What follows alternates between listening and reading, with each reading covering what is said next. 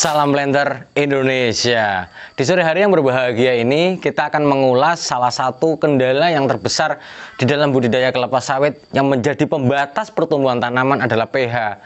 Mungkin yang kemarin kita pH hanya datar-datarnya saja, kita akan menggali lebih jauh berkaitan dengan pH. Di part pertama ini kita bicara tentang pentingnya pH bagi pertumbuhan tanaman itu sendiri. Seringkali banyak para petani masih berpikiran bahwa tanaman yang kita budidayakan adalah kekurangan pupuk apa.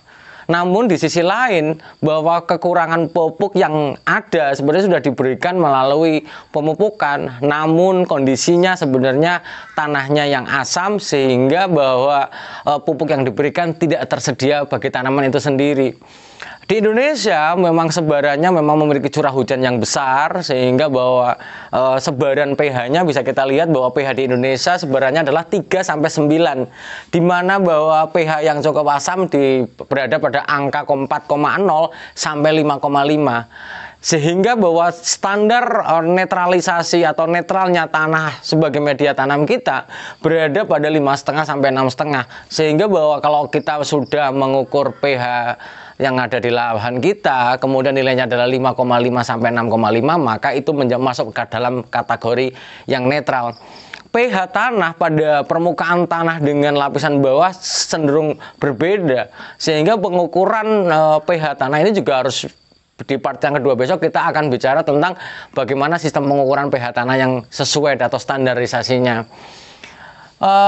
pH tanah pada daerah rhizosfer atau daerah perakarannya memang relatif lebih rendah dibandingkan kondisi di permukaan tanahnya, dikarenakan bahwa adanya pernafasan akar yang menghasilkan CO2 dan adanya air, maka akan menghasilkan H2CO3, yang mana H2CO3 ini di daerah perakaran akan terionisasi menjadi ion H+. Ion H+ inilah yang akan mendominasi kondisi di dalam tanah, sehingga bahwa kondisi semakin banyak H+-nya maka kondisinya adalah semakin asam.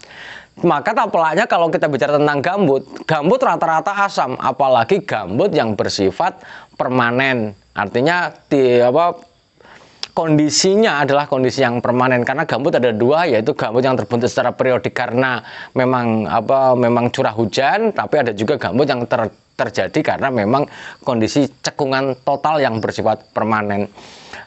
Kondisi pH ini akan berpengaruh sekali terhadap beberapa mekanisme kehidupan di dalam tanah kita. Yang pertama bahwa di daerah di pH yang asam akan berpengaruh pada pertumbuhan jamur dan bakteri yang menguntungkan bagi tanaman. Pada bakteri akan tumbuh bagus pada pH 5,5, yaitu bahwa relatif ke angka netral. Kemudian bahwa jamur juga akan berada di pH netral juga.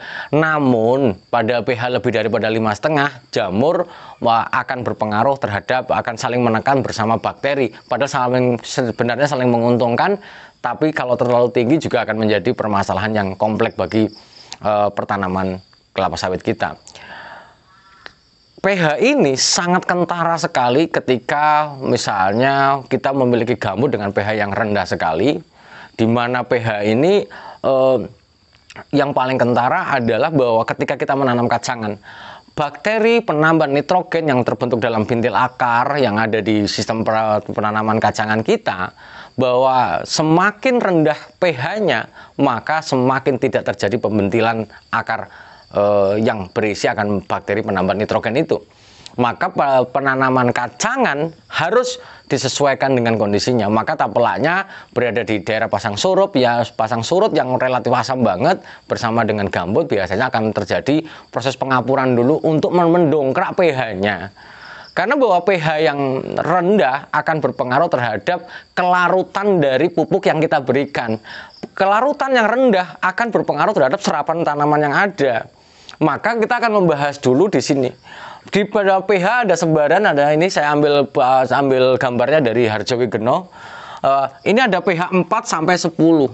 Di mana pada pH netral yang angkanya itu di sini, maka netral di sini di Indonesia, maka relatif tidak tersedia mikronya. Artinya bahwa akan tidak didominasi oleh mikro. Namun pada pH yang rendah, kelarutan unsur hara mikro relatif besar.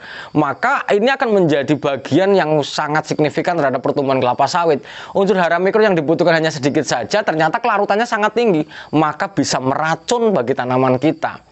Kemudian kalau sebarannya di sini ada boron, ada Cu, ada nitrogen juga, ada fosfat, semua berada kalau misalnya di daerah netral ini, misalnya 7 di sini, maka dapat dikatakan bahwa kondisinya adalah sangat baik untuk kelarutan unsur hara makro secara umum yang diperlukan oleh tanaman kelapa sawit sendiri. Yang menjadi pokok permasalahan bagi kita pada saat ini adalah bagaimana kita mampu mengukur pH yang berada di lahan kita. Maka para petani dan para planter semuanya, sebelum kita membicarakan bagaimana pupuknya berapa, nggak ada salahnya seandainya ke Bapak Ibu semuanya, ayo kita ukur pH dari masing-masing lahan kita, sehingga kita ketahui pH-nya kita berapa sih, yang nantinya akan berpengaruh terhadap kelarutannya. Karena bahwa pH yang rendah, terlalu rendah, akan menghambat banyak hal tentang kehidupan tanaman kelapa sawit kita. Mikroorganismenya yang menguntungkan bagi tanaman kita juga sudah tertekan. Dan yang paling penting adalah akan menimbulkan zat-zat yang beracun karena terjadi konsentrasi yang tinggi pada zat-zat meracunnya. Misalnya ada Al, ada Fe yang relatif tinggi dengan adanya pada pH yang relatif lebih rendah. Semoga dapat dipahami. Mohon maaf kali ini mungkin banyak cerita tentang ilmu tanah, karena perlu saya sampaikan sekali lagi bahwa kita harus selangkah lebih maju lagi. Karena bahwa jangan sampai kita berpikiran berapa pupuk yang harus kita berikan, berapa pupuk yang harus diberikan. Ternyata pH-nya rendah, yang mana pupuk yang diberikan sangat tidak efektif diberikan. Karena tidak mampu larut dengan sempurna dan terserap sempurna oleh tanaman kelapa sawit kita. Ayo kita sama-sama pahami kondisi pH ini, sehingga Bapak Ibu semua dan planter semuanya dapat membudidayakan kelapa sawit dengan sebaik-baiknya. Terima kasih, semoga Allah memberikan kesehatan dan kebahagiaan tanpa syarat bagi saya, Anda, dan semuanya. Salam planter Indonesia.